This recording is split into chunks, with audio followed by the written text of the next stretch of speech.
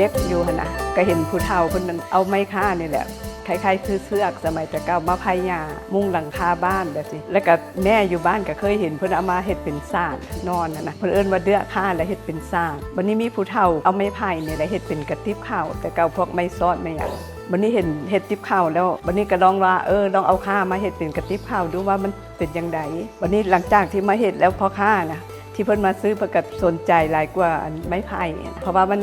ติบข้าวจากข้านี่เฮ็ดแล้ว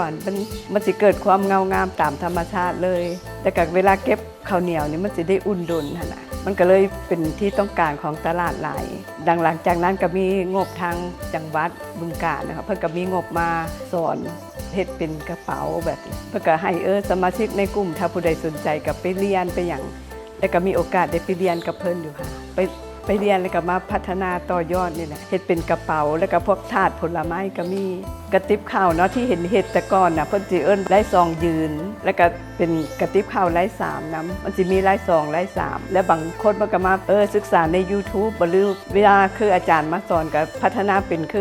นรูปหัวใจก็มีน่ะลายกระติบข้าวลายโบลายหยังหรือว่าตาสับปะรดเพิ่นตาบางนัดเฮ็ดเป็นลายๆตานะเคล็ดลับนั่นบ่มันก็บ่มีเคล็ดลับหยังบางเทื่อเฮาก็ไปเรียนจากรุ่นสู่รุ่นเพิ่นสอนนะคือรุ่นปู่ย่าตายายรุ่นพ่อแม่เพิ่นน่ะหรือว่าพวกป้าลุงข้างบ้านเพิ่นเห็นเพิ่นสานเฮาสนใจกับพี่เบิ่งเพิ่นเฮ็ดแบบสิกับมาเฮ็ดแรกๆกระติบข้าวเนาะถ้าอาจจะว่าไปที่แม่เฮียนเฮ็ดมันจะมีพ่อค้าได้สมัยแต่ก่อนๆหลายๆเกือบ20ปีหลังละสิมีรถเข้ามาตามหมู่บ้านก็มาซื้อใบแรกๆที่ไปขายก็ยังหิ้วแบบบ่กล้าหิ้วไปทางหน้าเสื่องไว้ทางหลังเพราะว่าอายๆน่ะมันบ่งามแต่ว่าเพิ่นก็ซื้อให้นะตอนนั้นถึงสิราคาบ่ได้เท่าหมู่ก็ย่าเฮาคิดว่าเฮาเฮียนเฮ็ดใหม่ก็ได้ขายตลอดบ่ต้องย่านว่าสินค้าเฮ็ดแล้วสิบ่ได้ขายเพราะแต่ผลิตบ่ทันซ้ำทุกมื้อนี้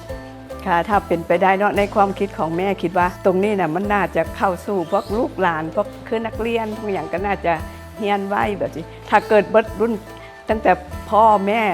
ปู่ย่าตายายบ่ได้หั่นมันสิบ่มีคนสืบสานนะขนาดลูกสาวอยู่บ้านบางเทื่อก็บอกว่าถ้าเฮ็ดเป็นต้องเฮ็ดนำเขาก็บ่ค่อยอยากเฮ็ดนำนะแต่สังเกตที่อื่นบางเทื่อพวกนักเรียนเขาเฮ็ดซอยบางเทื่อเบิ่งใน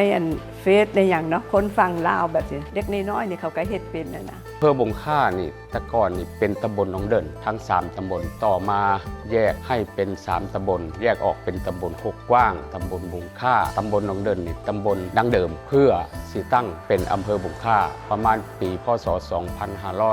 2536อำเภอบงค่านี่เป็นอย่างจังตั้งชื่อว่าอำเภอบงค่าเพราะมีต้นค่านี่สิเกิดในพื้นที่ลุ่มพื้นที่ต่ำภาษาบ้านเฮาสิว่าพื้นที่ทามน้ำท่วมบอกง่ายสิเอามาใช้ในเรื่องชีวิตประจำวันเพิ่นต่างๆหลายๆอย่างนี่แหละครับในเมื่อตั้งเป็นอำเภอและเป็น3ตำบลในเขตตำบลหนองเดินแยกออก2เป็น3ก็ตำบลหนองเดินและจังมาสรุปกันว่าตั้งชื่อว่าเป็นอำเภอบงค่าเริ่มแรกเอามาสานสารเสื้อผมเห็นแต่ยังน้อยผมนี่ได้เดือค่าน้ำแม่นะครับเอามาจักหญ้าค่าหญ้าแฝกมุงเถียงนามุงหลังคาเฮือนจังซี่แหละครับแต่ก่อนก็เป็นเพิ่นเรียกว่าเป็นเฮือนยาวมุงด้วยหญ้าแอมด้วยฝาแถบตองแต่ก่อนนะเพิ่นสิใช้หญ้านี่เป็นมุงหลังคาเฮือนแล้วก็เย็นนะบ่ฮ้อนคือสังกะสีคือคู่มือนี่ครับบ่ฮ้อนมุงหญ้านี่สิอากาศบ่ฮ้อนบ่อบอ้าวเย็นที่ผ่านมาอบต.หนองเดินนี่ได้สนับสนุนให้ทางกลุ่มจักสานปลูกต้นข่าแบ่งล็อก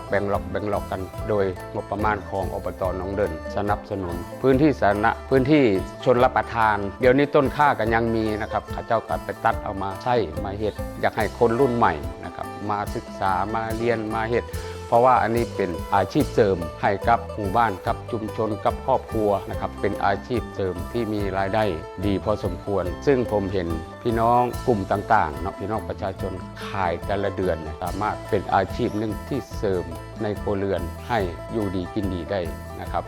จากสารบ้านหนองเดินเหนือเยี่ยม